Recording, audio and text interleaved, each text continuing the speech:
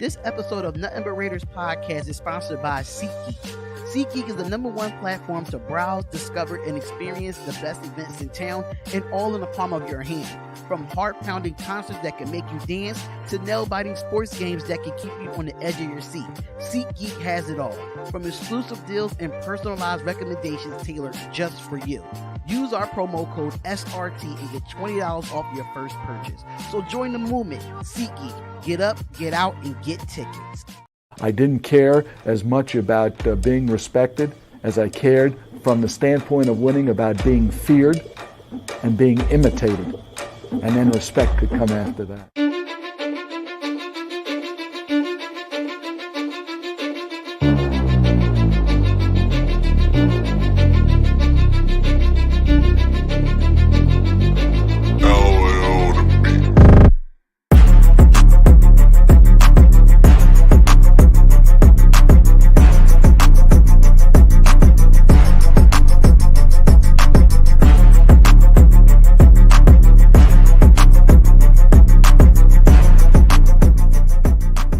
I didn't care as much about being respected as I cared from the standpoint of winning about being feared and being imitated.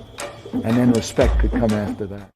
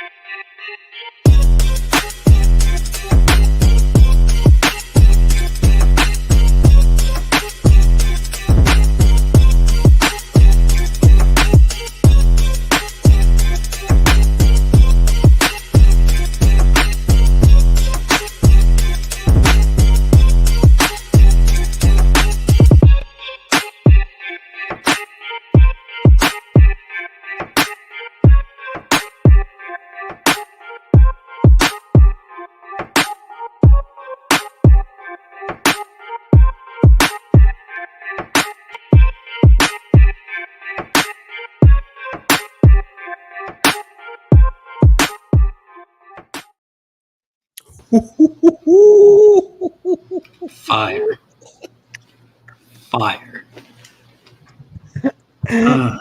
That's how you get in. That's how you start it. Yes. Yeah, that's what I've been working on behind the scenes, ladies and gentlemen. Welcome back to the Nothing But Raiders podcast. We are in the goddamn building. That's how you come in. Mad at this one. They gonna be mad at this one, and I do not care. People gonna be mad at this one. But y'all know It wouldn't be hot. Y'all know, the Number One Podcast YouTube channel already know who I am. Y'all already know how I get down. Y'all already know who I am. But before we get into anything, make sure y'all hit the like button, subscribe to all the channels that's live on Shakeback Media Group, on Radio Nation Hotspot. Y'all know what it is. Y'all know what it is. My boy Rodney from All Aboard A Raiders, he's on the plane back to Pennsylvania.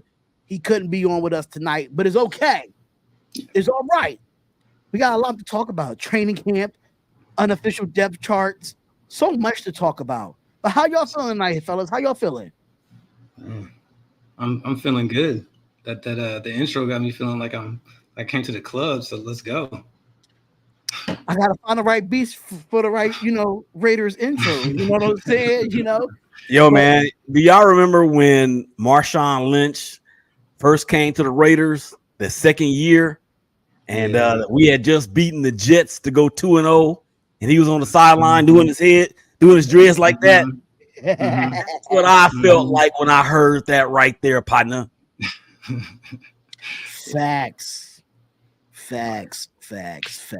But Radio Nation Hotspot, man, how are you, brother? I mean, you was on the Daily Hotspot Sports Show yesterday. It was pretty fun. But now it's all Raiders now. What's good? Now we in my wheelhouse. Yesterday was fun. But this is about to get serious because there's some stuff happening out there, boy. People real serious about thinking they know stuff they don't know. But it's all good though. That's how it always is. But shout out to everybody that's in the chat. Shout out to A Train.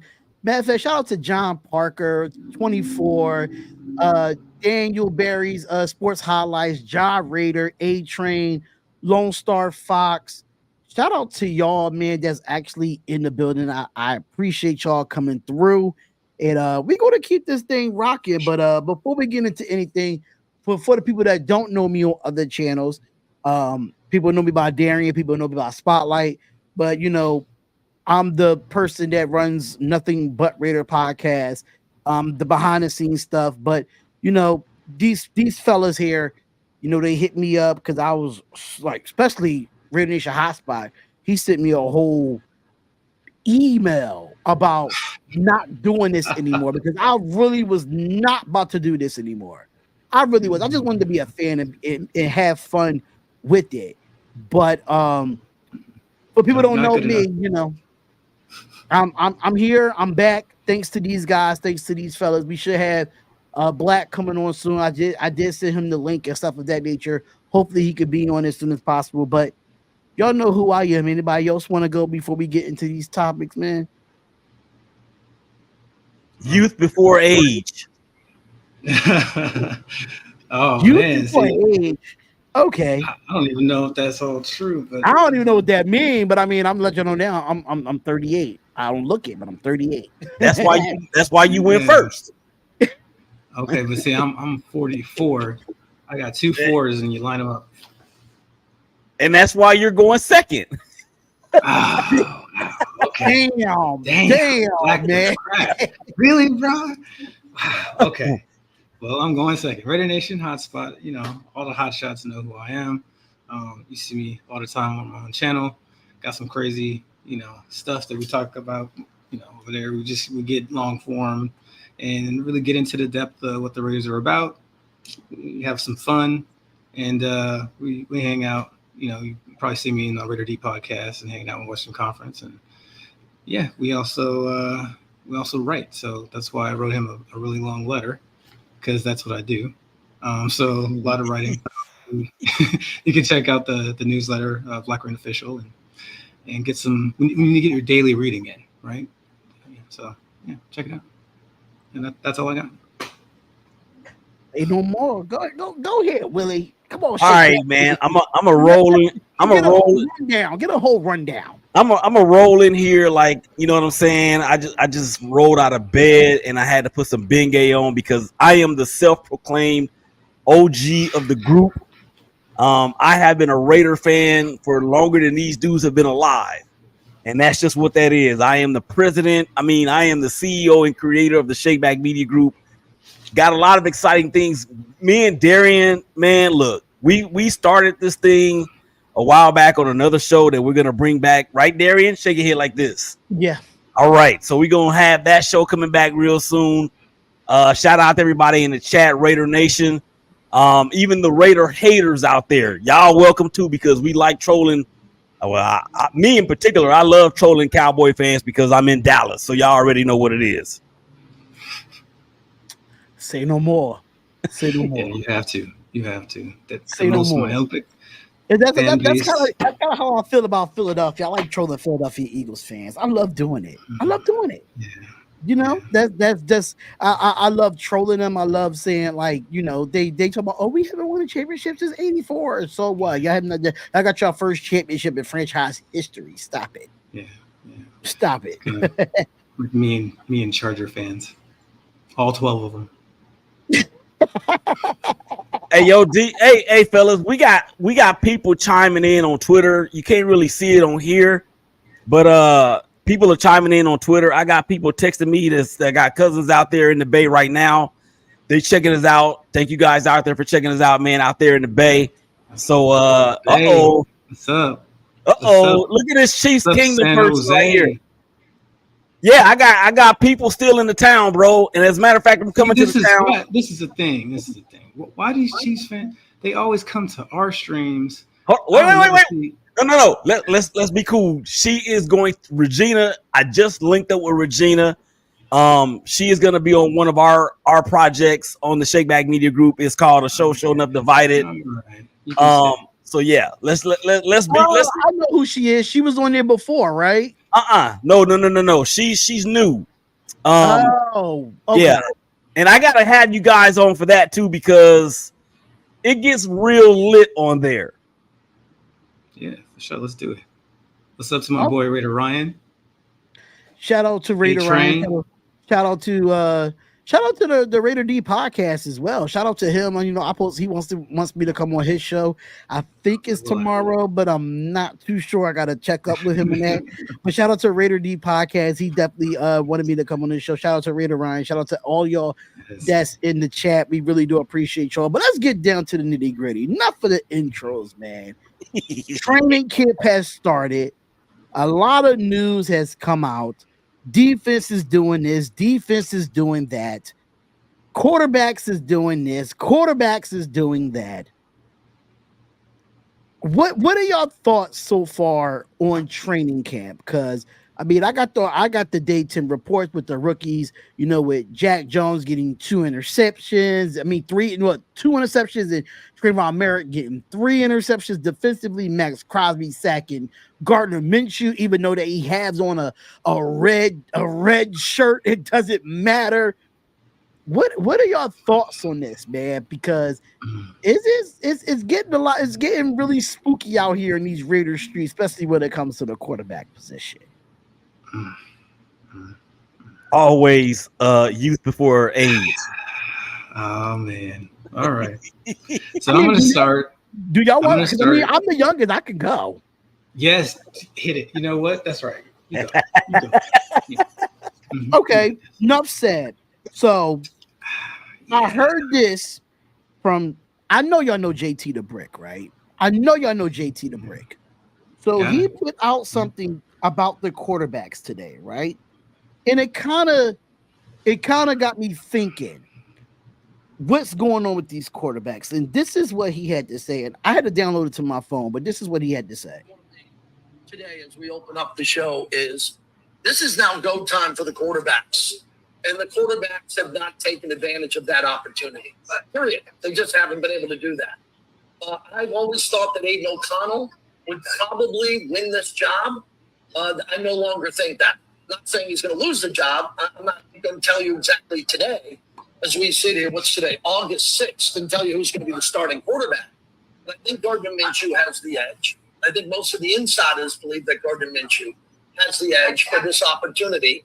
And if you look at the schedule, opening up against Joey Bosa and Khalil Mack, and then playing the Baltimore defense, I think you want a mobile quarterback with experience in those first 2 games. I always thought that Aiden O'Connell would be it. He'd earn the position. He'd earn the starting position. He'd open up. And if he went 1-1, he'd keep the job. If he went 0-2, he'd lose the job. Whatever's going to happen is going to happen.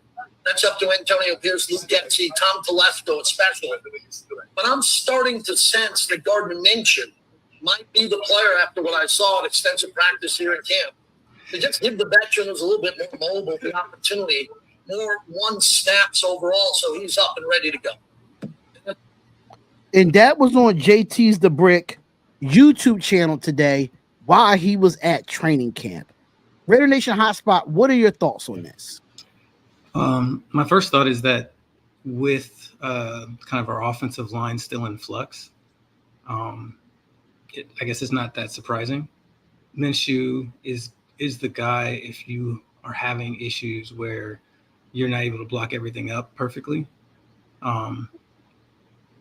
Because he's of his mobility, he also has the ability to play off script and enough experience doing that you can trust him to get good results.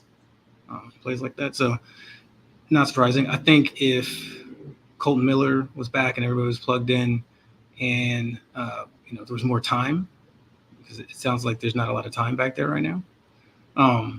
It might be different, but we have to play the person that fits the team that we have right now. And Colton Miller is not there.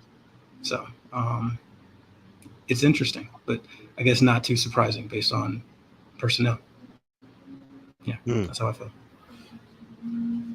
What's your thoughts on this, Shay Back? What's your thoughts on this, Willie? Man, look, I don't have a problem with Gardner Minshew leading the charge, okay, because of everything that that JT, the bigger figure, or I'm just joking, JT said about him.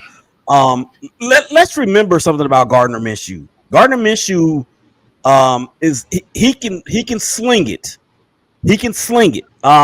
You don't become one of the finalists for the Davey O'Brien Trophy in college by not being able to throw the football. Now, does he have the cannon of an arm that we would like? No, but I think we are so much better off in this position to have these two guys as opposed to having Aiden and Jimmy Garoppolo. So if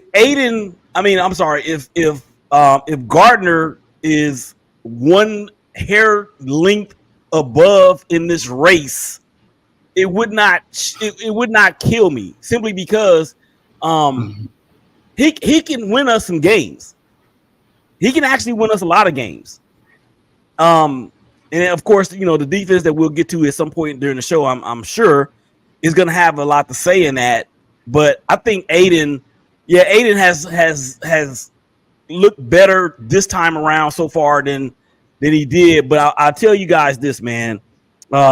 If Gardner Minshew can just come in and be Gardner the mustache and essentially manage the game to a degree to where he ain't got to be the one that the game is on his shoulders like it was in Indianapolis, we could win some games, y'all. We can win some games. Now, according to Leo, because Leo was in. Shout out to my boy Cheeto Liners. He definitely have a YouTube channel. Shout out to him. I really do appreciate it. He has the Pearl Raiders podcast. Shout out to him. He said, according to him, when he was he went to the Raiders camp. He said neither one of these guys was leading the team, and he was there yesterday. And he did state that the O-line looked holding their own against the D-line in practice. Glaze, Mumford, and Whitehair, they look good. Overall, when it comes to hearing that Trayvon Merrick, not a person that gets turnovers a lot on his defense. He can't catch. And the fact that he has 3 interceptions in practice on 2 of these quarterbacks, that is a problem for me. That is a problem for me because he drops interceptions when it matters.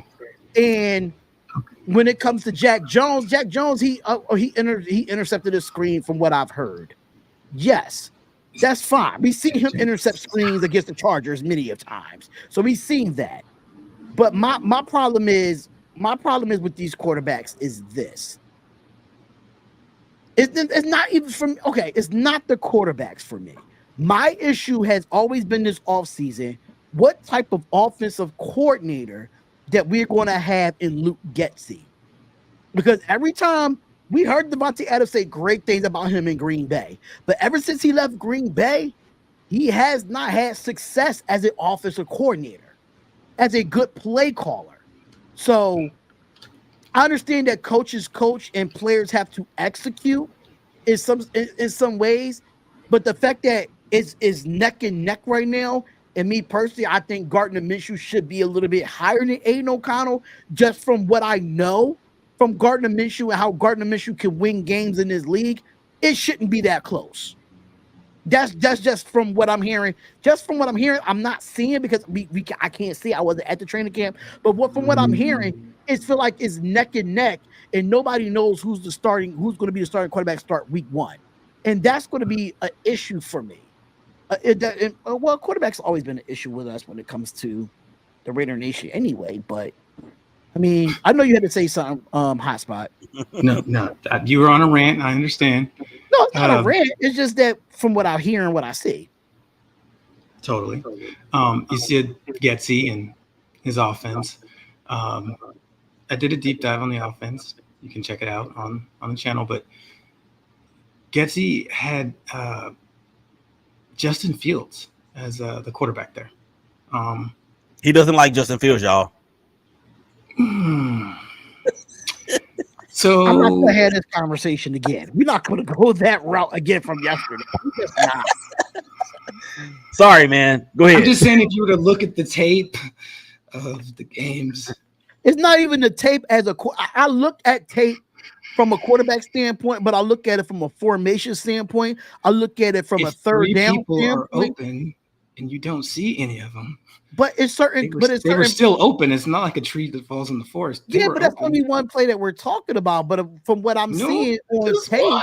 like Not it's just one. even NFL analysts that said, "What the hell is Luke Getsy doing in this formation on this down?" Like that's questions that I have. Like when you have former They NFL, asked those former questions about him. NFL coaches that actually coach on the offensive side saying that about Luke Getsy, that's the issue. There are a lot of questions you can have about a coordinator's formation on this down or that. Why? But you can't expect to have a cohesive offense that makes any sense if you don't have a competent person pulling the trigger. That's all. It is that bad. So, it's hard for me to even make any sort of judgments there. I do know that he was like literally pulling plays out of his college playbook and seeing if said quarterback could try that and maybe that would work because nothing else would. But do you think that has something to do with the head coach as well agreeing to allow that to happen as well? So it wasn't just they have a bad head coach also. Yeah, it was a bad head coach as well. But what about their offensive line wasn't that great either? No, it was not, and they didn't have great skill position players either. But Well, well, I mean, we just have to wait and see when it comes to these quarterbacks. We knew that this was going to be a quarterback challenge for Connell to win the job, and Gardner Minshew gets the starting job. Knowing that Gardner Minshew is more of a number 2 quarterback in the NFL more than a number 1, but when he does get his opportunity, he does make the best of it. So hopefully, one of these two guys get it done. And from what I'm hearing, which we will talk about the depth chart in a little bit, or who's going to be the starting quarterback for week 1 of the preseason against the Minnesota Vikings. I know, Hospa, I know you had some topics as well that you wanted to get around, so I'm gonna just hand it over to you because that was my first topic of the day. Nice. Well, I think talking about starting, it was announced I think today that DJ Glaze is going to continue to start over at right tackle, which is a development that I think I want to get everybody's opinion on that. I'm kind of stoked that he's in a position to be starting as a rookie. Especially seeing as we got him later on. He was my 5th rated tackle, so I like the pick. So it's good to see that he's already out there excelling and putting us in a position where maybe we have more depth at tackle than we thought, especially if because I know Munford's not, he's a starting level tackle himself. So this is interesting. That's how I feel about it. What do you think, Willie? Yeah, I mean, obviously, coaching is the quote unquote anchor, the offensive line. If we can open holes like we did in 2022, 2022 when Josh Jacobs won the rushing title, and this group appears to be able to do that, then I think this whole talk about the quarterback situation, we won't be looking at it with nearly as much anticipated fear. Because what's the best friend of a quarterback? A run game. The offensive line. A run game and quality tight ends. And the tight ends, I think we have with Mayer and with Brock. So the offensive line, and then those guys, particularly Brock, we know Brock is a great blocker as well as a great pass catcher. So that's like your 6th or 7th offensive line on any running play when you have the power package in there. So I feel it, man. I feel it. Yeah. In that the Green Bay type offense that we're running, Getsy's implementing, you're going to see him lead blocking through holes, pulling, and he's a very good move blocker. Getting to the second level, DBs and just they make a business decision, man. Like that's a big dude, and he's coming real fast. And then Mayer's like literally just like another tackle. When he stays in the block, I mean, he can take on a defensive end by himself sometimes. Absolutely. Yeah. So when it comes to like DJ Glaze and Thayer Munther in his offensive line, and from a little bit of footage I saw on Twitter and from what I've heard, that DJ Glaze is doing so very well on the offensive line right now, which I think for the last couple of years that has been the lack of depth for us. Honestly, when it comes to like, we once our starters is out, the rest is history. It's like it's the next man up at this point.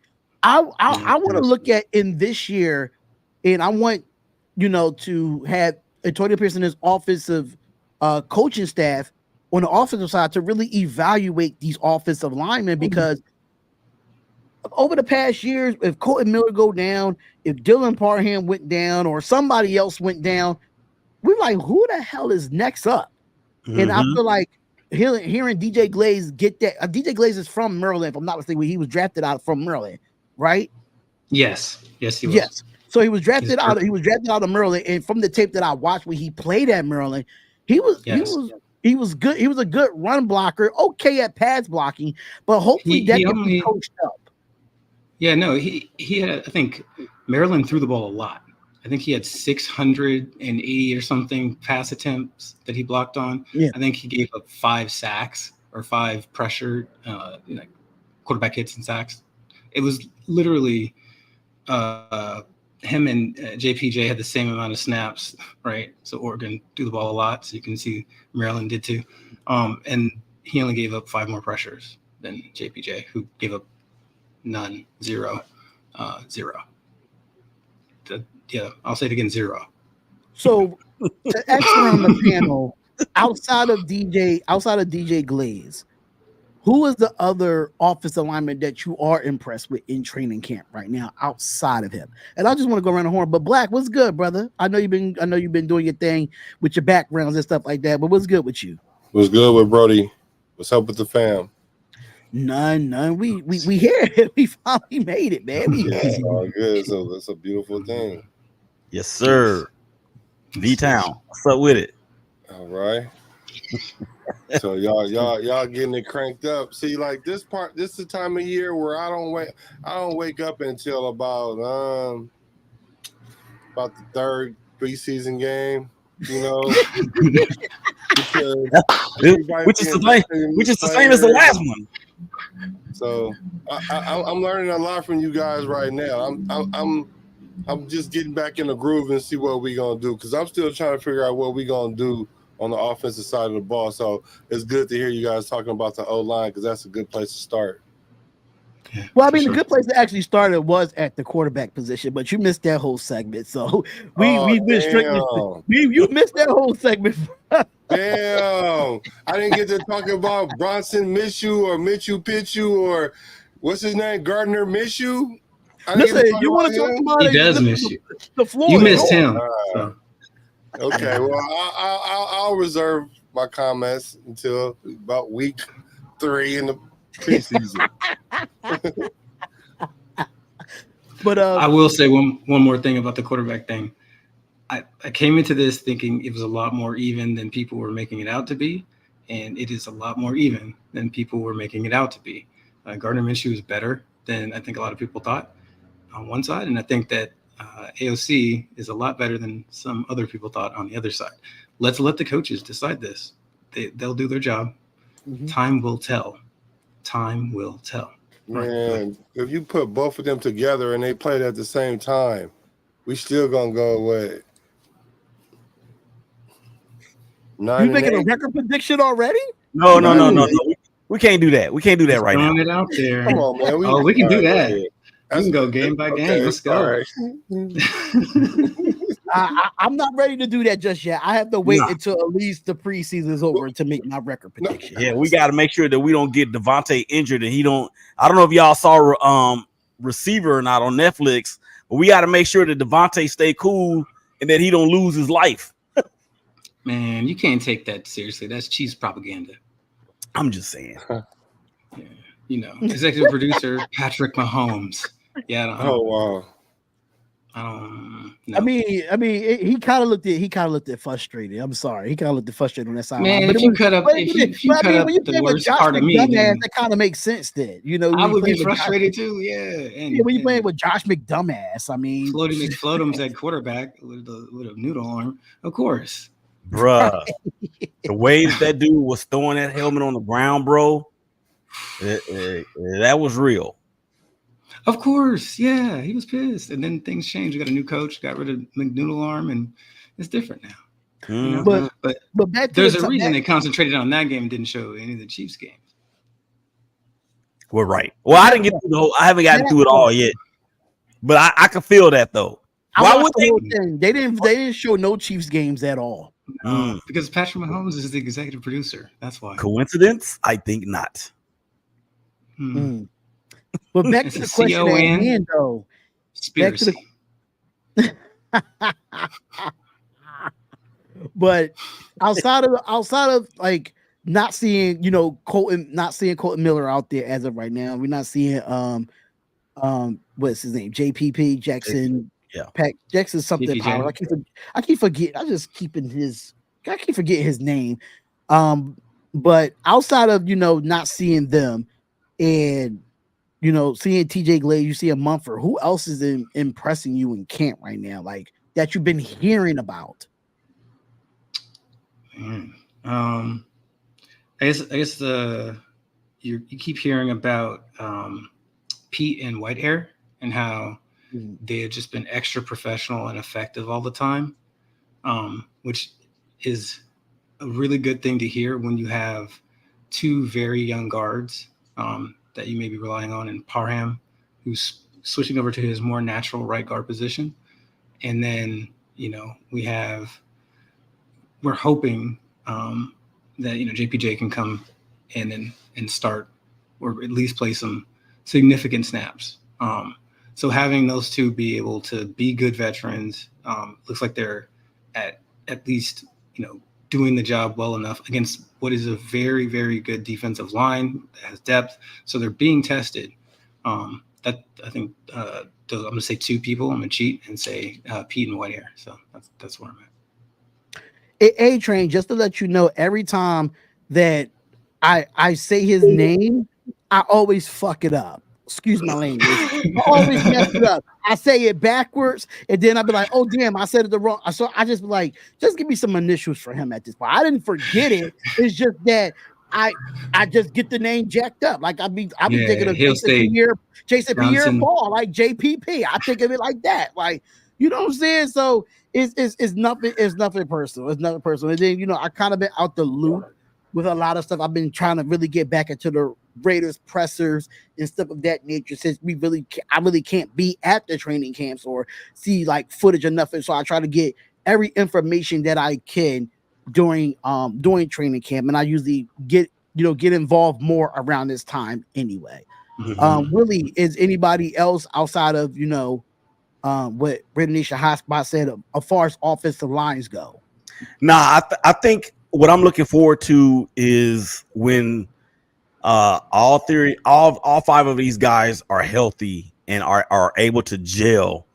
I know, Darian, you have some issues with Andre James. You think his arm's too short to be a center, yada yada yada. But he's a turtle. He's a what? He's a what? He's a turtle. He's a But I think for me, man, that I'm looking forward to seeing all these five guys, and I ain't talking about the hamburger place.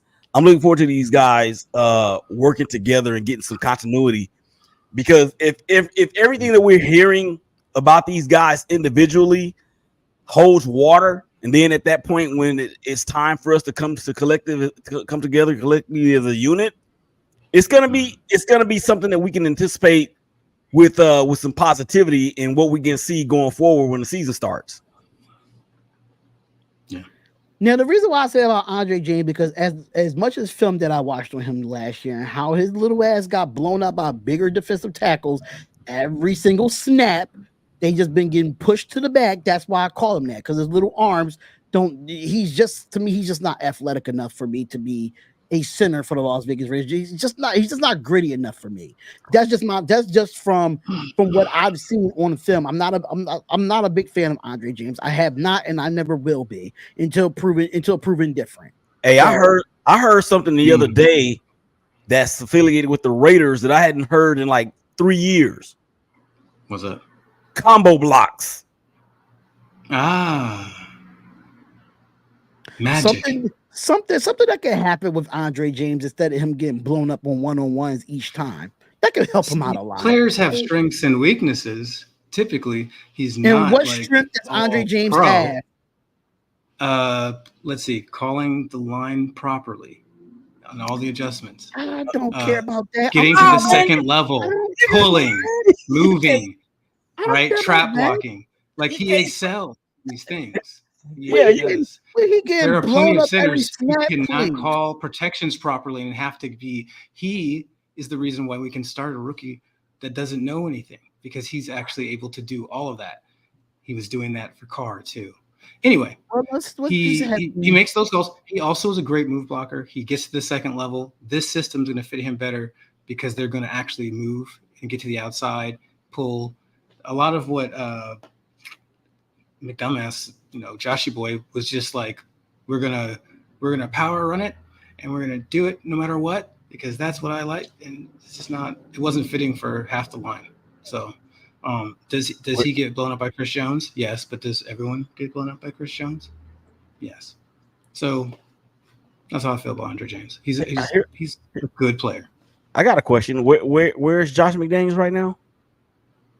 I don't know. He's what college did he go to? Like Liberty Fordham State or something? I don't know. He's probably like he's sitting home with his kids. I don't care where he's at. I can tell you.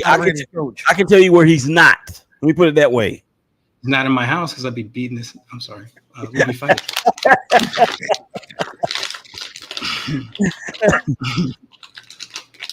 Black, what's your thoughts on the offensive line, brother? Week 3, y'all. Week 3. Hey, but because this is my thing, because I don't really know who really getting down. But what I do know is a couple years ago they was talking bad about Colton. Now he's the topic of discussion. Thank you. Whoever they decide to bring in, I just hope they mature into, you know what I'm saying? Like I said, I don't even know who out there right now. Like I really don't. I just started my training camp today by watching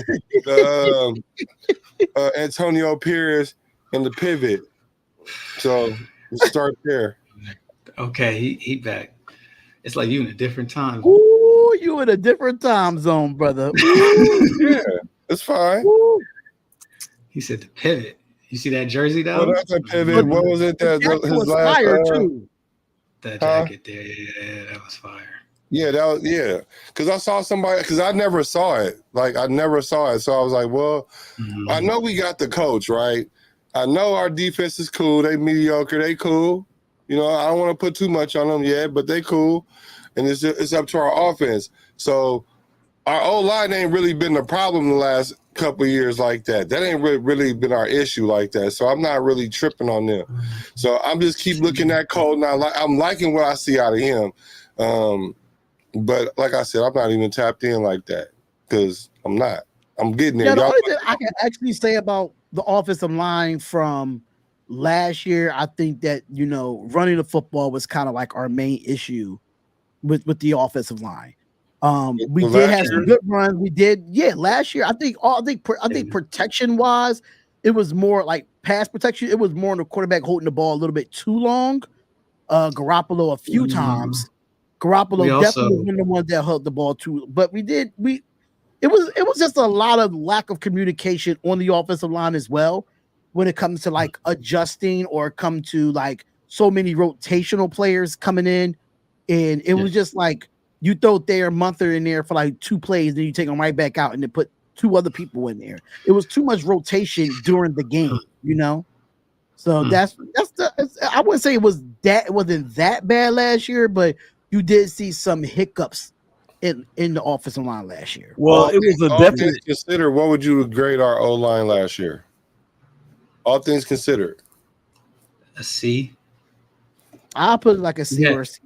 Yeah, we had to help too much, dude. We had to keep Mayer in and max protect to just a pass.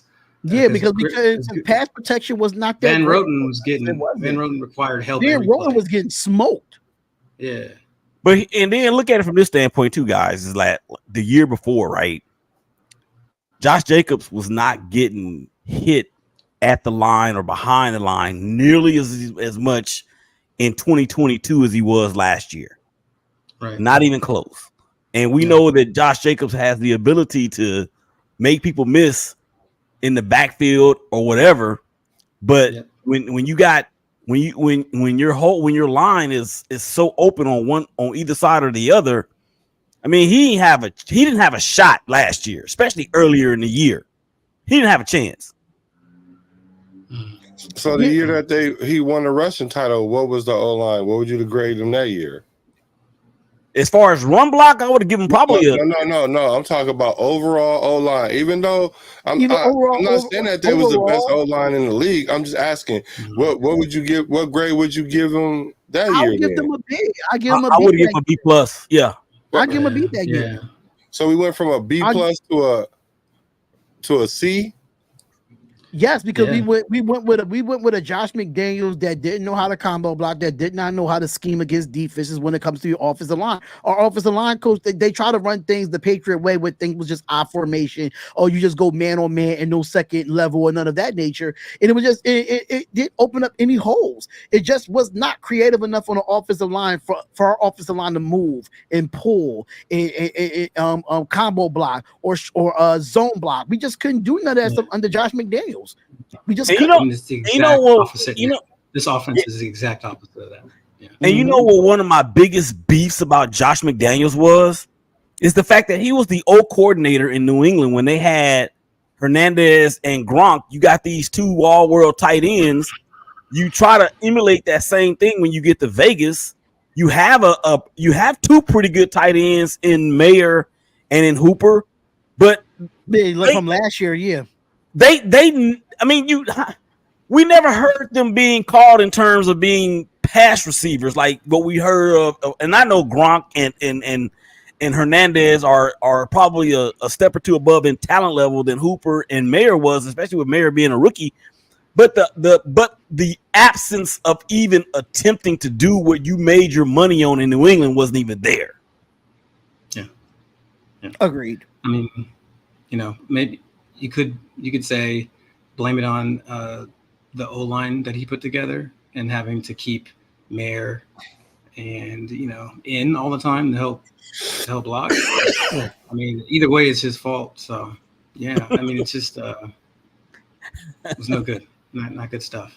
Yeah, that's why he's not here. But yeah, it's going to be interesting to actually see that kind of movement and trapping and pulling and all that good stuff coming back again. Like you say, combo blocks, guys getting the second level. So yeah. So really, what topic you wanted to talk about? Because I know you put it in the chat as well. I wanted you to throw yours up there because I know we did talk about the offensive line a little bit longer than expected. So, what was the main thing you wanted to talk about tonight? I want to just talk about the defense, but not really from the perspective of what we see right now, or even last year, or what we think this defense is going to project to be in 2024. How many playoff appearances have the Raiders had in the last 23 years? From what I remember, only two? Three. Yeah. Three. And the first one I'm talking about, of course, is the year that we went to the Super Bowl, where Tampa Bay spanked us. That defense, actually, that defense was really, really good. I mean, I shouldn't say really good. They were better than that. Was the best defense that we've had in the last 25 years. 11th in total defense, 23rd in passing, 8th in sacks, 3rd in run defense. All those great things, led by the Woodson boys, Rod and Charles. Y'all don't even remember that. Bill Romanowski in the middle, Torrey James in the backfield, Rod Coleman. Rod Coleman was the leader in sacks that year. With I think he had either 10.5 or 11. So then he was going crazy. Yeah. Then you fast forward to 2016, 14 years later. We remember what happened in 2016, right? Everybody and their mama was picking the Raiders and the Cowboys to go to the Super Bowl in Houston that year. As a matter of fact, I remember telling people in Dallas, we will see y'all in Houston. I never thought Dallas was making it. Huh? I said I was never thinking Dallas was gonna make it.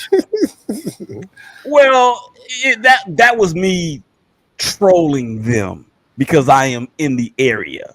Yeah, I got you. Yeah, you feel me? So, but the Raiders. I wasn't saying that though. They was really trying to match it up like that though. I do remember that. But the Raiders. But we were so good that year, and Derek Carr was an MVP candidate, and I remember, dude, I was at church, and I got the thing across my phone, and it said Derek Carr's been knocked out of the game. They feared to have a broken leg. I started crying right then and there.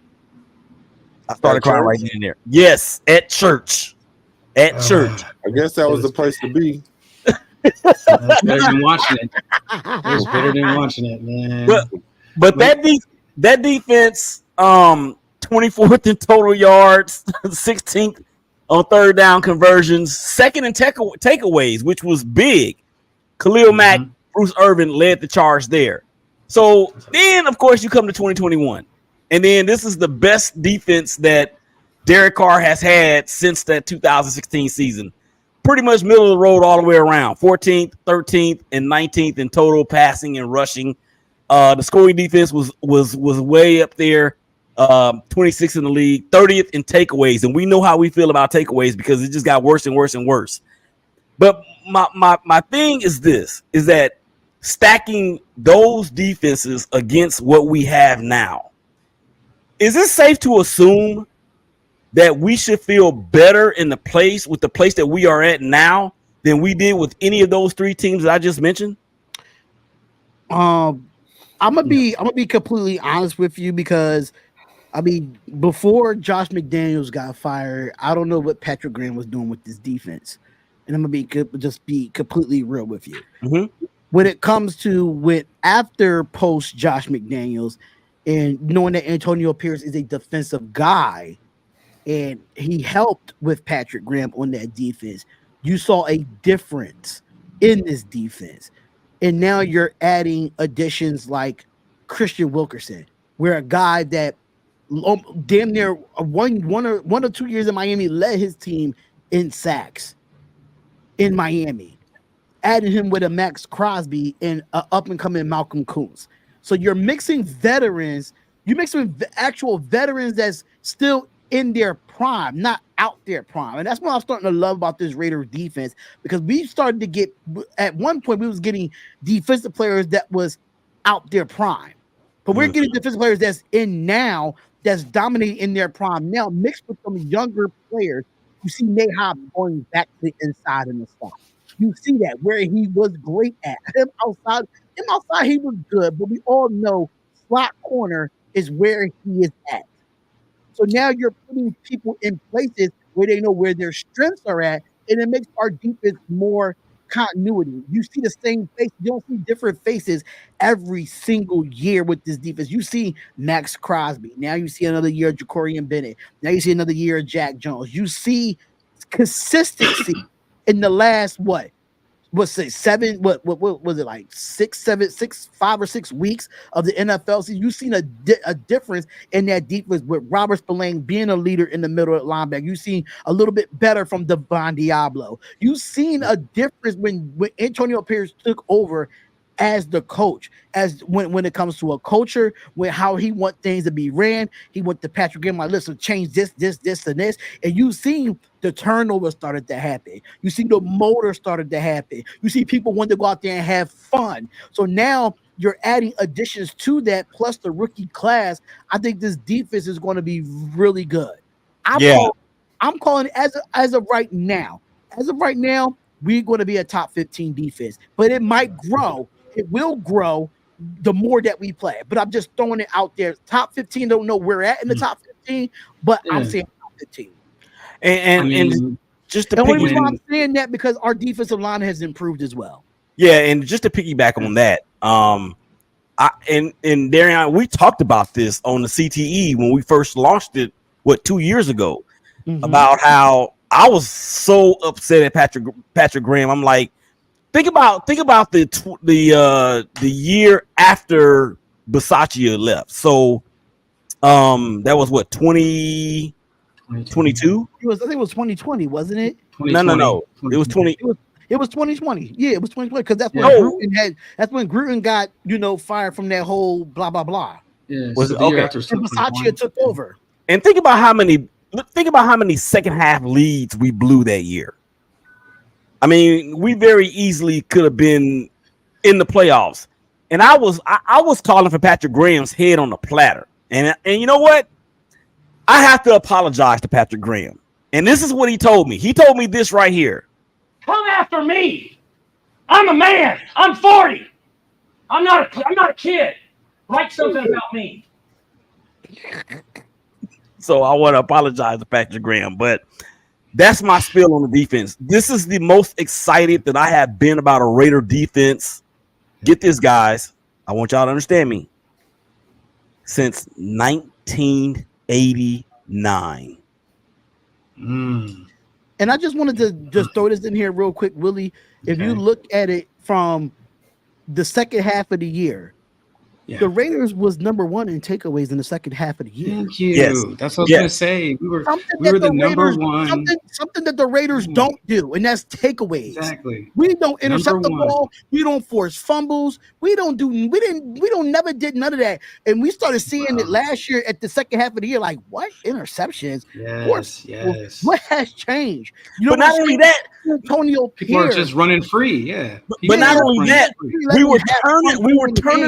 we were turning those turnovers into points.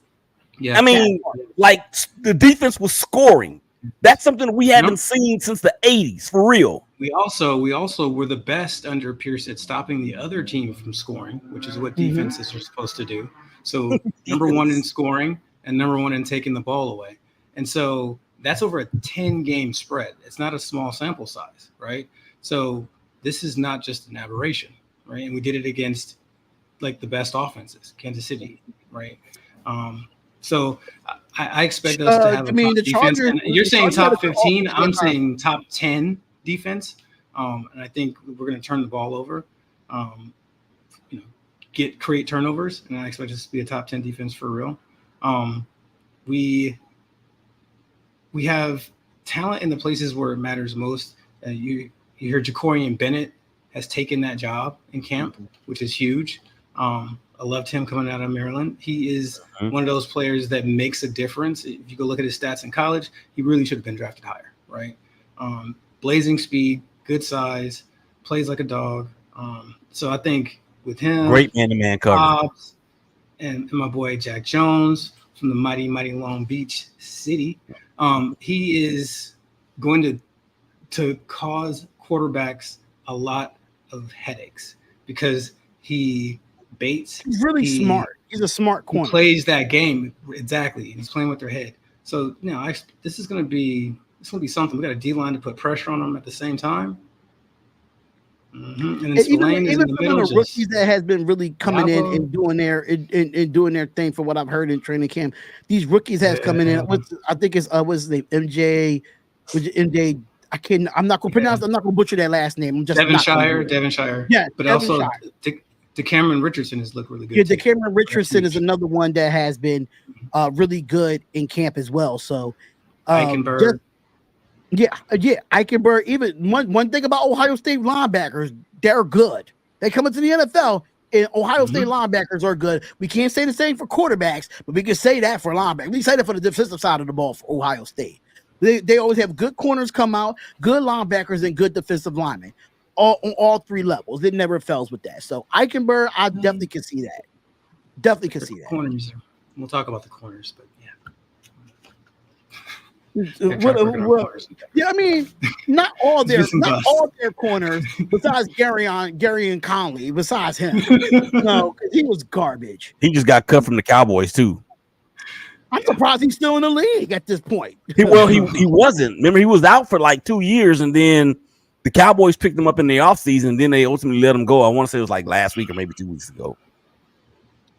it's the Cowboys. We're not surprised about this. Cowboys at this point.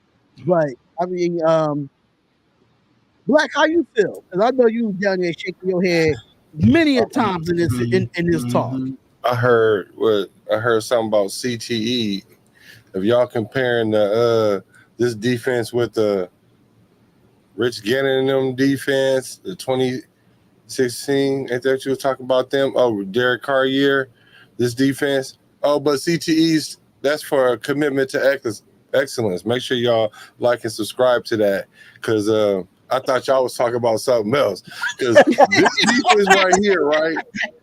It's kind of like I love to watch y'all just bask in it. It just feels good because it's the energy. You know what I'm saying? I love it. And I'm like, well, when we compare it, because when you started asking the question, I started going through that in my mind. I didn't know you was going to end up there, but I was like, okay, those defenses, the issues that those defense did not have that we're going to have with this defense is the lack of offense. Because when you lack your offense, you're going to put your defense in situations like we used to do, put our defense in situations. And I kind of feel like we would be a middle tier defense, but because of the offense deficiency, it's going to make us look not as good as we actually are. So it's going to look like we took a step back this year, but it's just because of our offense. So I don't know. When I say who's our leader on defense outside of Max Crosby, Lane. When I say it concerns me, I'm concerned like who's gonna be those guys. And I started to see a couple players pop out, but I don't like to judge it off 1 year or 2 years. I kind of got to see a trend. But I do like the way we're going with our defense for sure. We got a defensive-minded coach, so that's going to help. If we can get our quarterback situation stabilized, then I think then our defense will be able to flourish. But I just think we're going to put our defense in too many situations. Black, that's a good point. And let me just piggyback off that, because I do agree with you there. And if you look at it from last year, where we had so many turnovers and the offense couldn't do nothing with it. So I understand where you're coming from there, because it was a lot of games where our defense, like the Minnesota Viking game, that tells it itself. 3-0. 3-0, where our offense could not score a point, but our defense only allowed 3 points that game, and we lost that game. So I completely understand. It's really the uncertainty of the offense, because you notice after coordinator after coordinator after coach, different quarterbacks, stuff of that nature, is a lot of uncertainty at the offense. So I definitely agree with you there, but I feel like this defense is still going to get us the ball as many times as we can, but at the same time, our offense is going to have to score points to give our defense a break. It's just going to have to happen. Yeah, and to your point, Black, about the offense, you're absolutely correct, because that year that Derek Carr was supposed to win the MVP and we were supposed to go to the Super Bowl, I think the Raiders were a top 3 offense that year. The year 2002, when we did go to the Super Bowl and Rich Gannon won the MVP, remember we had Jerry Rice and Tim Brown outside at receiver, and that offense was I think was a top 3 offense as well. So you make a great point when you say that. They might have been number 1 offense. Like they were number 1 in scoring. Them years. Yeah, number 1 in scoring, but I'm talking in terms, and that's the one that matters, of course, the most. But you know, I was thinking in terms of yards. Yeah. Okay. But like you're saying though, the offense was up there. So yeah. All right, this is my question for you guys: is the offense going to be better this year than it was last year? Is uncertainty at this point, because we just don't know. We just don't know.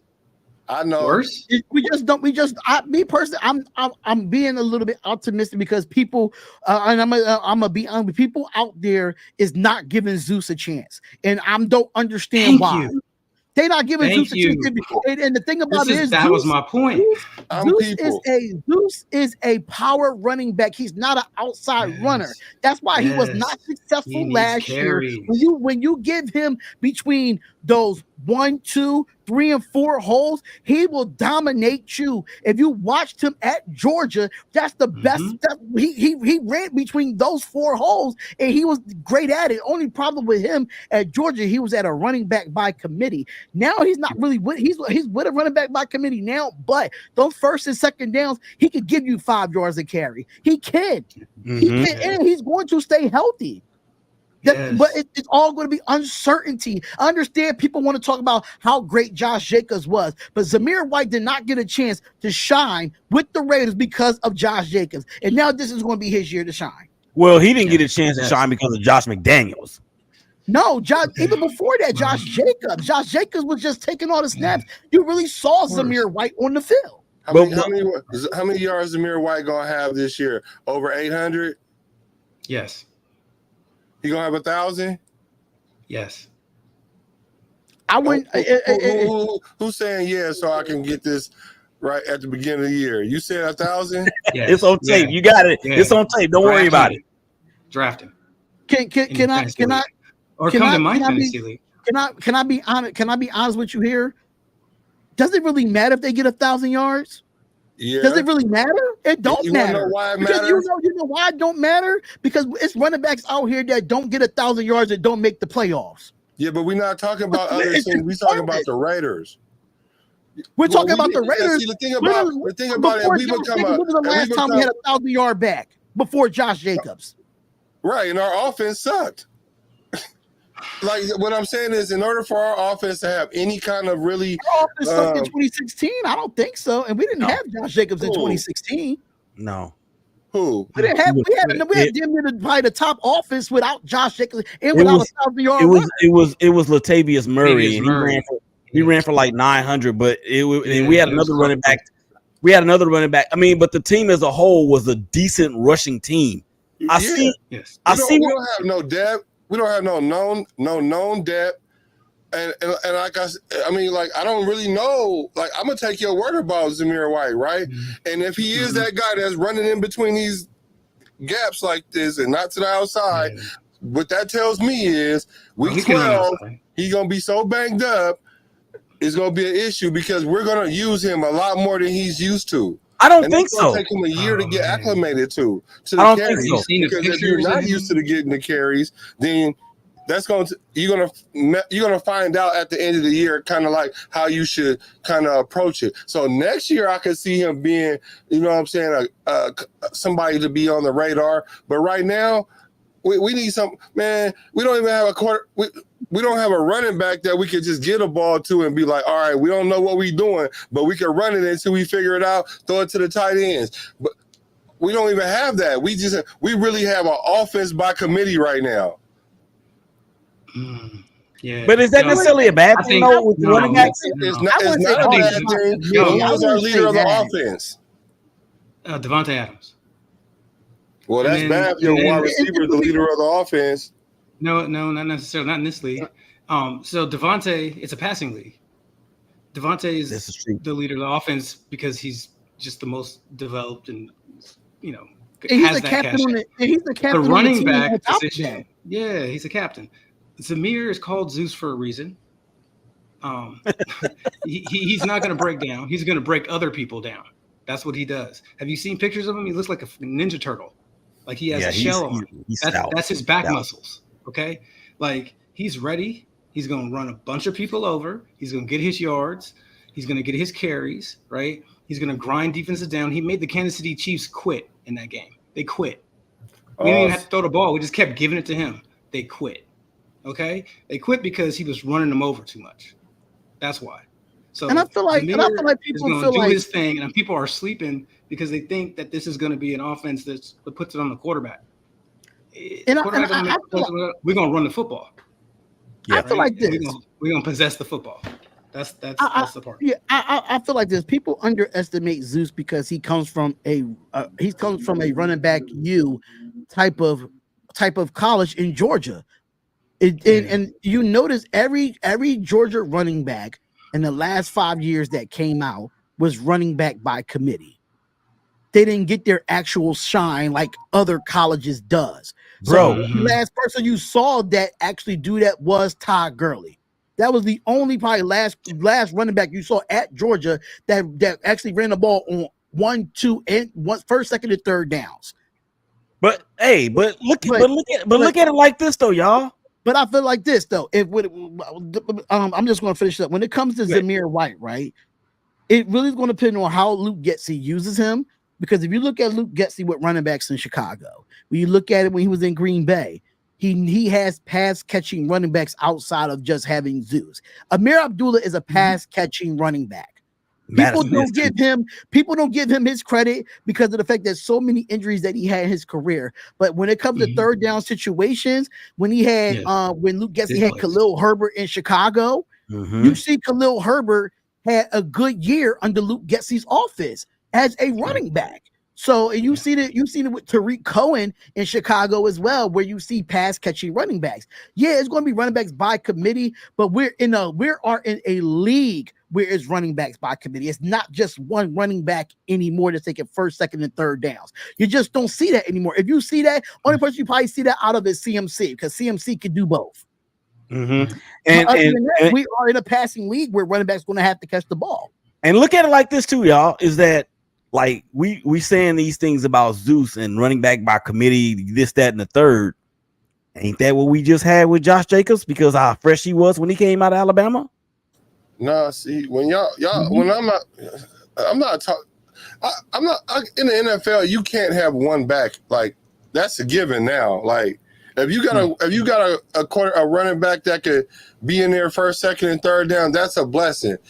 What I'm saying about the running back by committee or offense by committee is we're going to be plugging in pieces all year like this. Like, I'm telling you, the stability of our offense is going to be all over the place.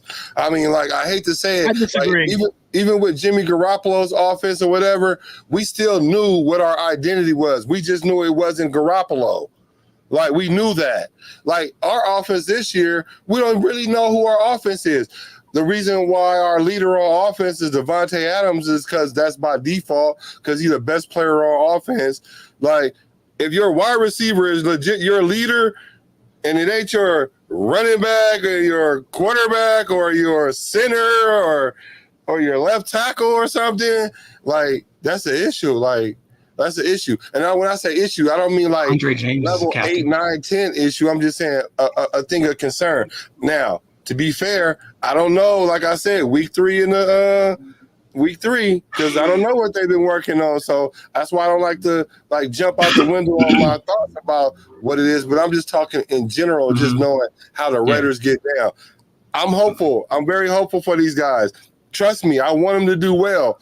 But I just want to know, what is our identity? And if we base it on something that we don't know to be proven yet, then I can't go all in on it yet. I can't. I get that. But let me ask y'all this though. Because the original question was, do we think our offense is going to be better? Let me ask y'all this. Do we feel like Aiden or Gardner is better than Jimmy Garoppolo? Yes. Well, Jimmy Garoppolo stinks. He's garbage. Sorry. I'm the number one. Minshew is better. I'm the number one person. I knew that wasn't going to work, but let me tell you why Aiden is not better than Garoppolo, just because of experience. Like last year, we know, but he's not better than Gardner. And Gardner Minshew, like, no, man, come on. Like, Gardner Minshew has won games in his league, and Jimmy Garoppolo, only reason why Jimmy Garoppolo won games in his league because he was with the Patriots and the 49ers. I agree with you, but winning is winning though sometimes, and like that's a culture like thing. So like I would put like Minshew Pishu right here, and I would put your boy Garoppolo like right there. No way. But the average quarterback is probably like right here. No. I'm gonna tell you the reason why you're wrong. The number one reason why you're wrong, Black, and I love you, dog. And this is not a civil war, I promise. Because we Raider fans. But Jimmy Garoppolo's number one problem was the fact that he couldn't stay on the field. Facts. I agree with that.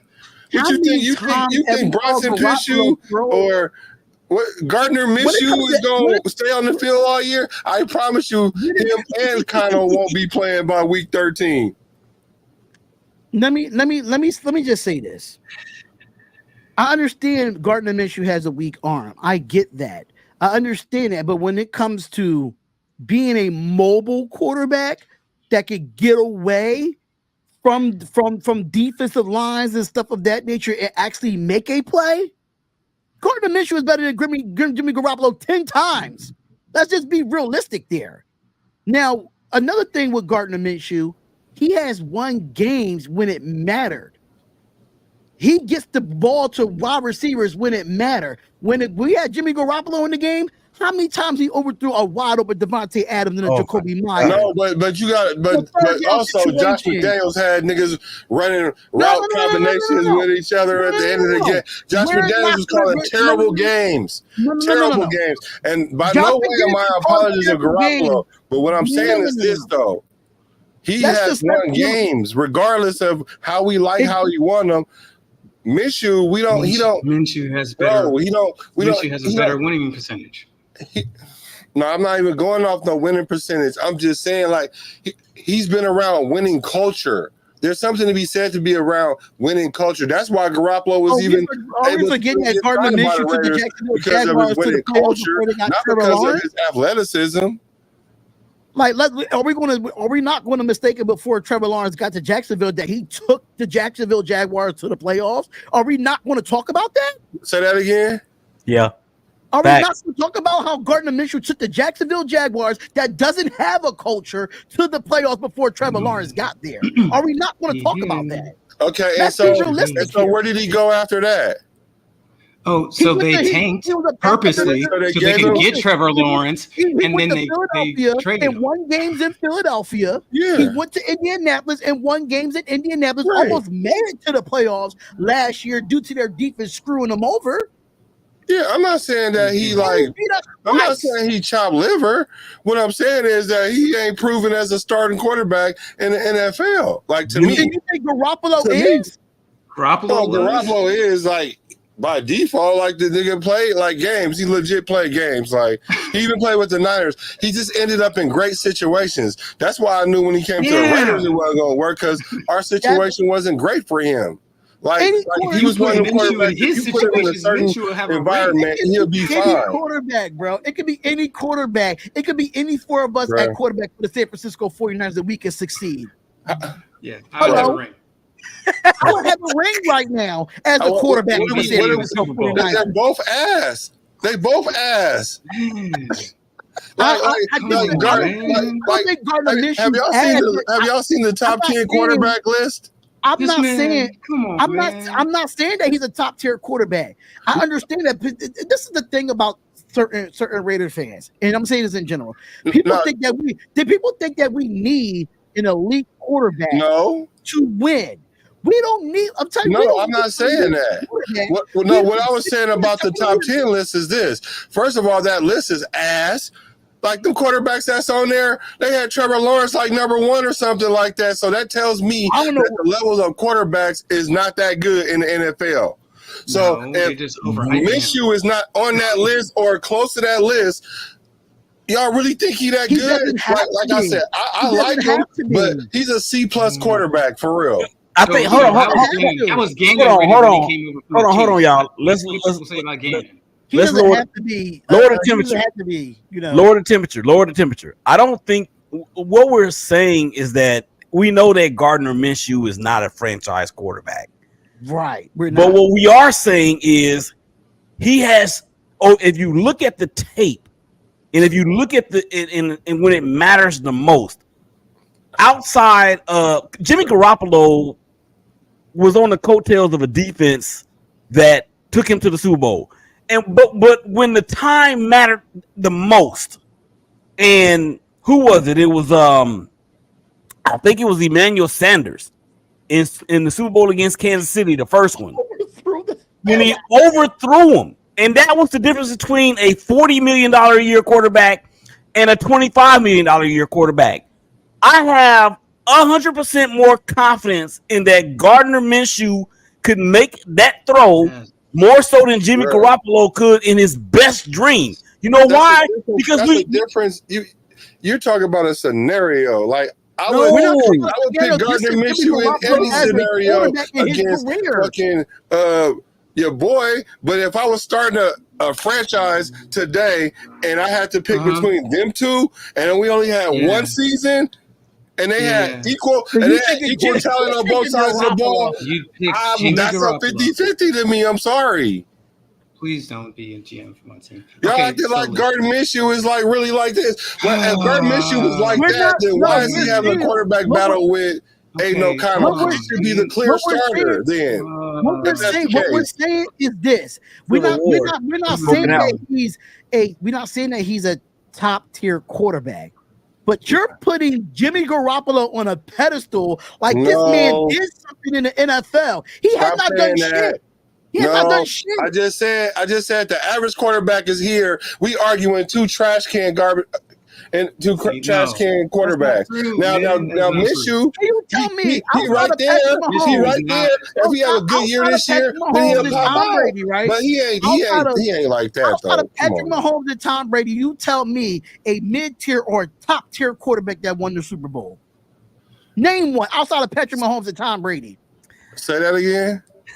Outside of Patrick Mahomes and Tom Brady, you tell me a mid-tier or top-tier quarterback that won the Super Bowl. All right, let's just go down the list of the last 20 Super Bowls then. Like Russell Wilson.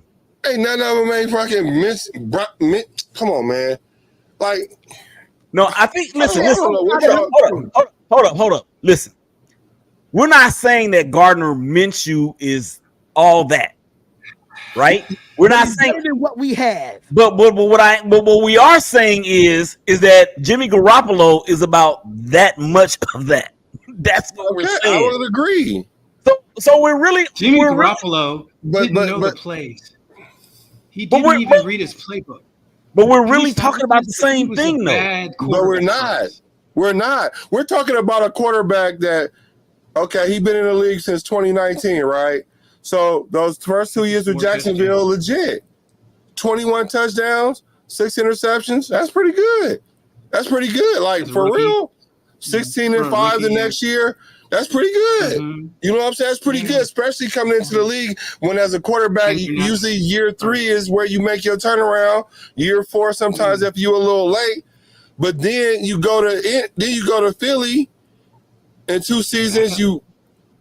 Then last year you played at Indy, and now you out of there. So now you already on your 4th team already, right? So for me, it's hard for me to calibrate what kind of quarterback he is. Now, I see that he has enough talent. I see that he has enough talent to be a starting quarterback. I can say that. I can't say that about Aiden O'Connell, but I can't put Minshew on the totem pole yet until I see him play like this year. Hold up. Jimmy Garoppolo. Hold up. Jimmy Garoppolo. No shit. It's kind of like breaking up. Why y'all comparing him to Jimmy Garoppolo though? Stop. That's not a comparison. Because we're saying we're better than last year. That was the question. The 2 years that he was with the Philadelphia Eagles, he came in as a backup because Jalen Hurts was hurt. He wasn't a starting quarterback, but the year that he was with Indianapolis, he had a 62.2 completion percentage, almost 3,400 yards, and a 15 and 9 interceptions with an 84.6 pass rating. That is a good quarterback in the NFL that you can win games with. You don't need to be on 4,000. So you base that off. These are never offenses designed for him. He's never had an offense designed around him. He just comes in playing whatever they have. So why isn't he the clear starter then over Aiden O'Connell? Because he doesn't have a strong arm. And everybody says he doesn't have a strong arm. He can't do it. And then we get into discussions like this. As a coach, you still have to go in and evaluate what you have. And Aiden O'Connell didn't. He won the job by default. For real, he won the job by default because Garoppolo was just trash. Everybody was calling for Garoppolo's head. We all know that. We all know that. So when it comes down to AOC had to come in and develop every single week to get better as a rookie quarterback. Is he a middle tier quarterback? Aiden O'Connell? We can't determine that because he only came in for a half a year. On his rookie season. Based on his can't rookie determine season, he had it, one of right? the better rookies. He had one of the better rookie seasons for rookie quarterback. At this point, his trajectory looks something better than a mediocre quarterback, as like a plus starter, based on how he played last year. But we don't know until we see more. Randall Paul, we don't think that AOC is the because everyone's delusional thinking AOC is the answer and he's just in the way. I disagree with that. I don't think AOC is a bad quarterback. I'm not saying that we thinking that AOC is the answer because I don't think he is the answer. He's still a young quarterback in this league. You still have to develop him. He still has to get better year after year after year. I understand you're not going to get a CJ Stroud out of AOC. You're not going to get those type of equipment. He came from the University of Purdue where it was a pro-style offense. It was. He came from Purdue don't really produce a lot of great quarterbacks outside of Drew Brees, and then it's Aiden O'Connell. He did help us beat the Chiefs, yes, but our running game really helped us. But when I'm saying to you is this, it's a quarterback competition because as a coach, and me being a former coach myself, me being a former coach myself, I'm not coming in as a brand new coach and just throwing Aiden O'Connell out there. Oh, he's the number one quarterback. I'm not doing that because in training camp, everybody's job is on the line. I don't care if you're an offensive lineman, a defensive lineman, a wide receiver. I don't care if you're the best wide receiver in the league. You still have to fight for your job. That's Stop it. You ain't gonna do that to Devontae Adams. You ain't gonna do that to even It's football. I'm not. It's football. You think if Devontae was shit in the bed in practice, they wouldn't bench him? He was dropping balls and one, but he's not though because he's Devontae Adams. It's just a football standard. It's a football standard. That's what I'm saying. When it comes to evaluation, I don't understand. Like y'all can't put Aiden O'Connell on the y'all can't put him on the totem pole yet, but yet and still y'all can't put him there. But he's still battling with somebody that you know is a starter in the league. But we don't. You can't. There's no. You don't know. You can't place them nowhere. Neither one of them. We don't know yet. Did we really know that before the season started? Did we really know that Aiden O'Connell was going to start this year and we was going to have Jimmy Garoppolo the whole year? Did we know that going into last year? We did not know Aiden O'Connell was going to play at all last year. I did. I did. You go to Business Decision Sports to look last year. I tell you all the time, like, first of all, ain't no quarterback gonna play for the Raiders and play all the games. Derek Carr did for 9 years. I'm confused. I'm talking about especially these new quarterbacks that we getting. But even Derek Carr was running for his life every year. Like Derek Carr was special. That's not something you see all the time, especially in a Raider uniform. That don't get hurt or play hurt. Like, but that's neither here nor there. It's cool. We're going to let it play out because I'm saying it on this, right? I'm saying it this year, like, neither one of them is not because I think bad things about them. It's just because they're just not that yet.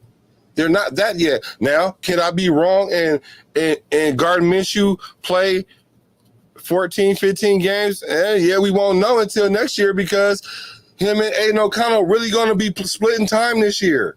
That's what's going to happen. No, they're going to pick one. Not with this head coach. It's not going to be both quarterbacks. He will decide who the starter is, and he will ride with that person until the wheels fall off. Right. He's not going to jerk it back and forth. That's not his personality. He stands on business. So he's going to make his decision, and that's going to be the guy. Yeah, the one that gives us the best chance to win is Gardner Minshew. And as of right now, I would hope about it when it comes to the quarterbacks, both of them are not. From what I'm hearing, that both of them are not doing too well because our defense is playing well. But we don't have our starting offensive line out there either. But at the end of the day, this is training camp. This is where you actually fix your woes and fix things up before the season starts. This is why you have your preseason games. Yes, Aiden O'Connell probably started week 1 of the preseason. Doesn't mean he's going to start week 1 of the regular season. We just don't know. This is a evaluation of training camp. all of his evaluation for each and every player, no matter if you're Devontae Adams or not. Nobody's bigger than the Shield. Yeah. So, yeah, I mean, I think there's a lot of kind of misjudgment as far as how good these quarterbacks are. And it's coming from everywhere. I see it in the media too. So, you're not the only one there, Black. But very spirited conversation. Yeah, Minshew is better than people give him credit for. If he was our quarterback last year, we make the playoffs. Okay. Now, Aiden hopefully caught up to him over the offseason, having an actual offseason with an offense that he could study and then use rather than just like something that was written on the back of a napkin by a 12-year-old. So having that offseason. On the back of a napkin, that sounds like annexation of Puerto Rico. Okay, it was like a cereal box, whatever. Anyway, so we have an actual offense now that he can study, learn, go through training camp, make mistakes, all that good stuff. So he'll improve too. He's gonna be better than he was last year. Have chemistry with his receivers last year. Yeah, have chemistry with the first team offense and all that good stuff. Yeah, but Minshew's better than anything we tried out last year. If he was our quarterback last year, we're a playoff team. Okay, so this year our defense will be better. Minshew is going to be himself, but with an offense that actually fits him. This is an offense that actually fits Minshew. So we'll see what happens. I mean, he's not running like Jalen Hurts' offense. It's crazy because they're not the same player. I would agree with that if we had Josh Jacobs still. Like I would agree with running that. Running backs are replaceable, man. Running backs are so replaceable, bro. No, I don't think he's Josh Dobbs. Minshew, I don't think he's Josh Dobbs. I think he's way better than Josh Dobbs. I mean, like way better than him. So I don't think that he's that. And no, they can't take my Raider card for one. They have to come to Oakland and come get it. Two, I think I've been a Raider fan longer than all these guys. So that's gonna be a tough one. Man, we would never take your Raider card, man. I mean, but they could jump me collectively. No. Mike can take it though. This is a sibling fight. Yeah, that's all it is. That's all it is. A real Raider fan. It's just a sibling fight. That's just like Willie said, man. It's just a sibling fight, right? I wanted to throw this out here because this is like the unofficial depth chart for the preseason game for the game against the Minnesota Vikings. And right now Aiden O'Connell is going to start. He's going to start the game, but we are going to see Gardner Minshew. As of right now, you see when it comes to, I don't know if y'all can see this. I don't know if y'all need me to zoom it up a little bit more. But basically, you see Devontae Adams there. You see Keelan Dawson's. You see Christian Wilkerson, another guy that was really good. Jalen Guyton is on his depth chart. Ramel Keaton. Oh, Tennessee Volunteer all day, baby. I love the way he's playing in training camp right now. When you're talking about somebody that's fast and that can get yards after the catch, that is your guy. Tall too. But if you see this offensive line, that's what I really wanted to look at. Colton Miller's on here, Cody Whitehair, Andre James, Dylan Parham, Thayer Munter. And then you see, Ardris Pete, Jackson Power Johnson, Ben Brown, Jordan Meredith, DJ Glaze, Harrison Bryant, as far as tight ends, Zach Gentry, wide receivers, Trey Tucker. Defensively, I mean, what do y'all see on this depth chart that what is like what is a few people on this depth chart that y'all see right now that you're looking forward to seeing, like excited to see for going into week 1 of this preseason game against the Minnesota Vikings? Yo, let me shout out to Jalen Guyton, man, because he's got that speed factor, and I know Telesco loves him. Shout out to his mom, Brandy Guyton. We do a show called The Real Moms of the Shield. Brandy Guyton, of course, mom of Jalen, and Jennifer Coney Shepard, mom of Rashawn Gary of the Green Bay Packers. She is over the moon excited. He was actually activated off the PUP list. I think it was yesterday.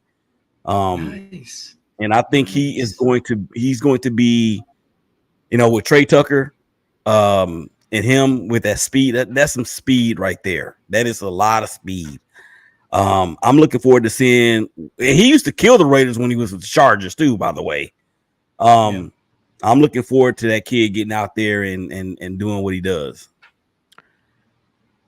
Talented. I'm gonna go quarterback because I understand we want to see Aiden O'Connell and Gardner Minshew, but I really want to see what Anthony Brown Jr. does in this game. I've been hearing a lot of talk about Anthony Brown Jr. In training camp, so that's gonna be a very interesting, exciting one that I want to see at the quarterback position. I want to see, another. I'm gonna be biased. Another Tennessee evolved. Matthew Butler. I want to see how he improved from last year. Him and Byron Young. I definitely want to see them too. It's very interesting. I definitely, of course, Tommy Eichenberg and most of the rookies I really want to see.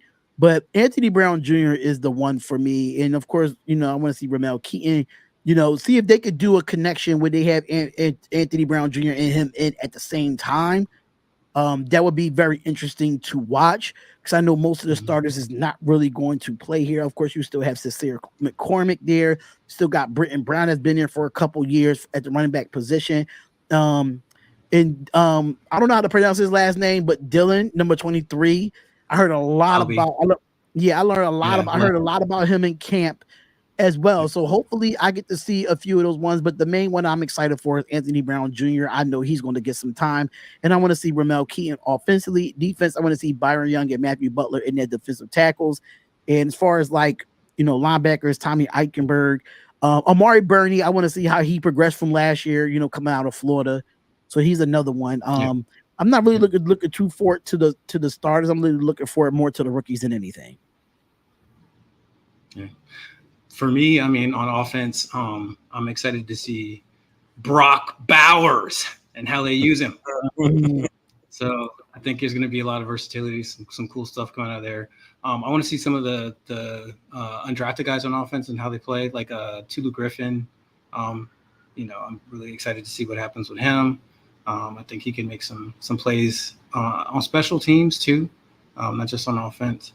I want to see Dylan Laube, that he's I think got a chance to steal that job away from Amir Abdullah. I love Amir. He's made some clutch plays for us and stuff like that. But I mean, Laube is just overall more talented, and so going to be interesting to see what he looks like in preseason. On defense, my boy Jack Jones, just because he's the president. But then I want to see some of the depth pieces and how they blossom. I'm like some no-name guys like Ellerson Smith and Charles Snowden, who are like extremely athletic players, who Coach Pierce picked, handpicked out of off of other people's rosters last year when no one was paying attention. And these guys are both 6'5", 270-ish. Raw talent that really never kind of developed. Ellison Smith was something that I was watching when he got drafted. So those players are really interesting. I want to see, Janarius Robinson is still on the team for a reason. I thought he may not make the team after what he did, but he's still here. So that tells me something. I want to see what happens there. So it's, Ron Stone Jr. We got a lot of like really athletic defensive ends, and I'm just kind of see what the pass rushers look like. Willie, is there anyone that you want to see? Already went. Oh, did listen, my mind is all over the place. Don't mind me. Black, are you looking? Are you actually watching the preseason game this weekend? I am for sure. I am. This is who I'm looking. Got my eye on under the microscope. Jack Jones. I got Nate Hobbs. So the thing about it is, like, our defense is, I think we come and go with our secondary. I kind of think that's how we kind of are, right? So when our secondary plays solid, then it seems like our defense is solid. I mean, because Max could do what he does or whatever, and the line can kind of get off. But if our secondary can hold that back end, then it's good. So I'm literally looking for that to see if we can keep that consistency, and I expect it. And and they're coming in with that bounce, like that's what they're gonna do, and I like that, you know. So I'm looking forward for that. Now, what I'm looking for on the other side of the ball, I'm looking for these running backs y'all talking about. I ain't saying they're not gonna be cool. What I'm saying to y'all is I don't think they're gonna be able to give us that punch that we gonna need. Like but like I said, I don't know though. I don't know. So I reserve myself to be wrong with this, and I hope I am wrong with this, but that's what I got my eye on because I'm just not sure about it. Now, Britton Brown's been around for a couple of years. I think he came out around, I think we drafted him the same year as Zeus, if I'm not mistaken. Yes. And Britton Brown, he's been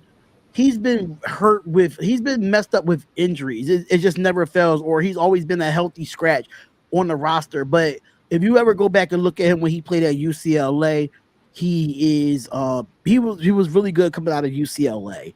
So if you definitely want to go look at that, Sincere McCormick was definitely highly on him last year. I think he made it to the practice squad. I think he suited up a few times last year. Amir Abdullah, I remember Amir Abdullah when he was back in Detroit, when he was a great pass catching, third down type of back. You know, injuries kind of killed him, but he's been healthy since he's been with the Las Vegas Raiders. So I like you said, I'm looking forward to it too. I'm looking forward to see Alexander Madison. I think he's another one that came over from Minnesota. I think he's going to be. He was a backup to Dalvin Cook in Minnesota when Dalvin Cook was there, and he did put up some numbers. He's definitely a red zone type of guy. That when it comes down to it, if Zeus not in there, and they're going to put Madison in there offensively, they're going to put him in there. If they don't put Zeus in there, depend on the scheme, depending on the situation. But I did like that pickup at the running back position. But overall, you know, linebackers, of course, you know, we might not see any of our prime linebackers like Devon Diablo or Robert Spillane. We just never know.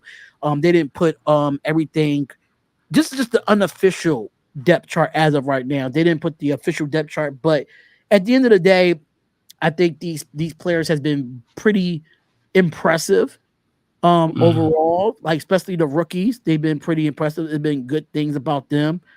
So it's going to be interesting to watch, though. It's definitely going to be interesting to watch. Yeah. So any final thoughts before we head out of here, and knowing that we still have or y'all want to make a quick prediction for the Vikings game on Saturday, which I'll be doing on this channel. I'll be doing the live play-by-play commentary on this channel on Saturday at 4 o'clock Eastern Standard Time. So any quick predictions on that before we head out?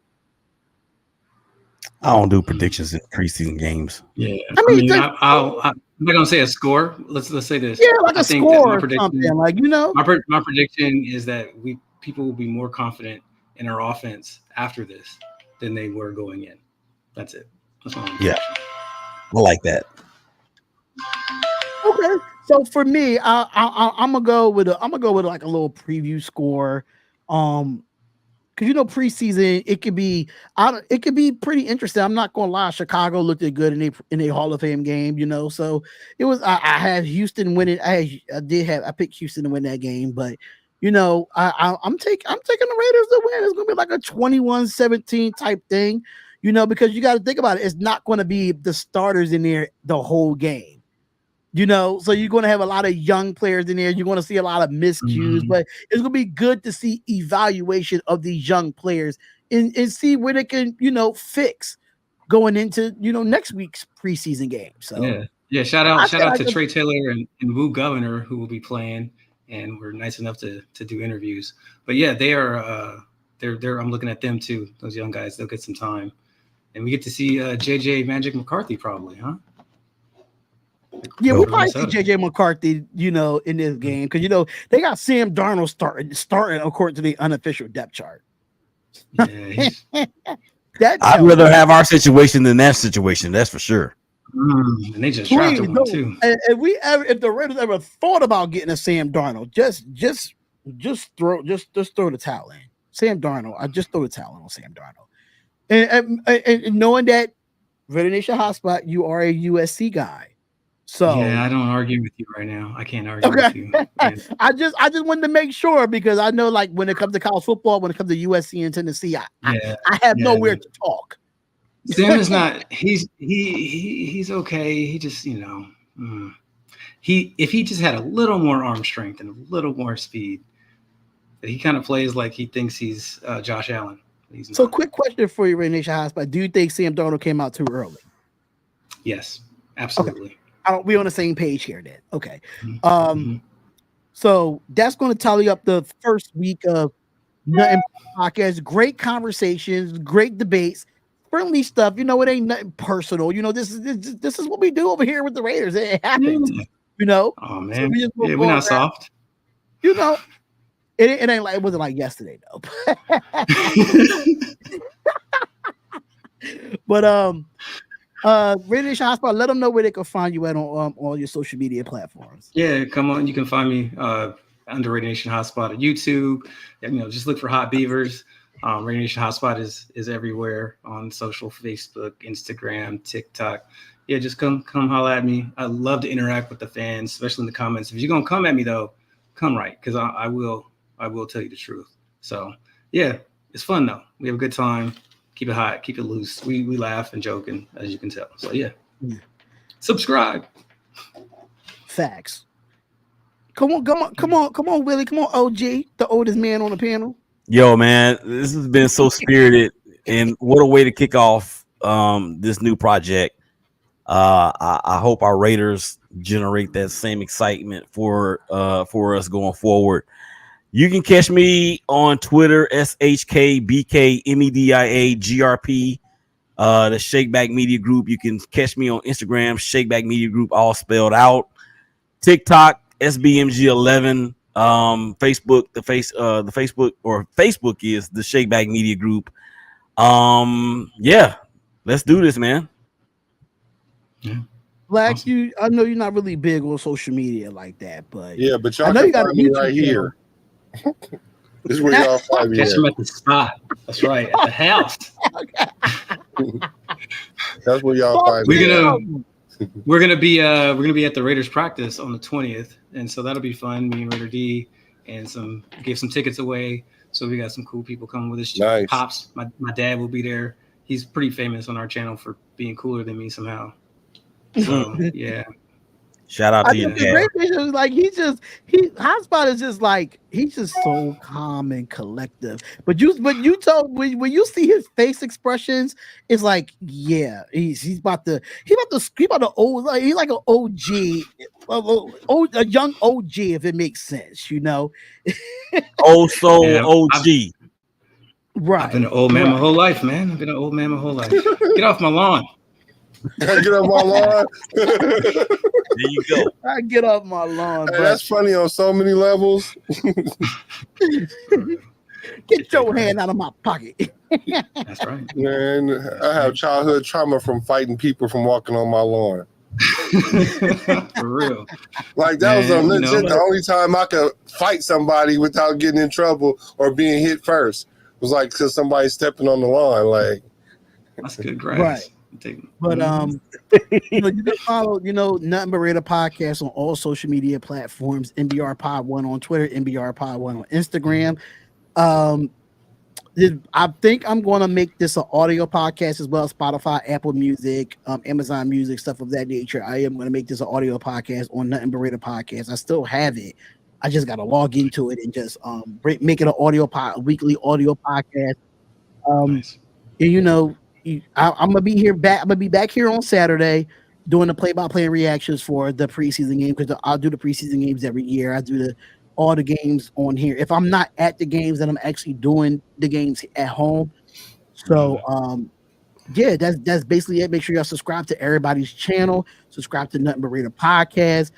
Make sure y'all check out all their platforms, all their stuff. Everything that you need to know about it is going to be links in the description. It's going to be links on the community post as well. We appreciate y'all, coming in, being back on here. It was really dope. It was a long time coming. We had our meeting, and then Darian Hopkins Sports Show is a lot for me right now. I do a lot on that channel, and now I'm able to do this and figuring it out. But it's all good though. It's all good though, and we here. We here. That's And right. really, Yes. really, I probably We are. enjoying next Monday too, brother, for Darian Hopkins Sports Show. Come with it. Yeah. But we out of here, Nice. y'all. Make sure y'all hit us up on all social medias, man. Any questions that y'all have for next week's show, let us know. Put it in our DMs on our social medias, and we'll talk about it here. But we out. Yes. Comment, like, and subscribe. Peace out, y'all. I didn't care as much about being respected as I cared from the standpoint of winning about being feared and being imitated. And then respect could come after that.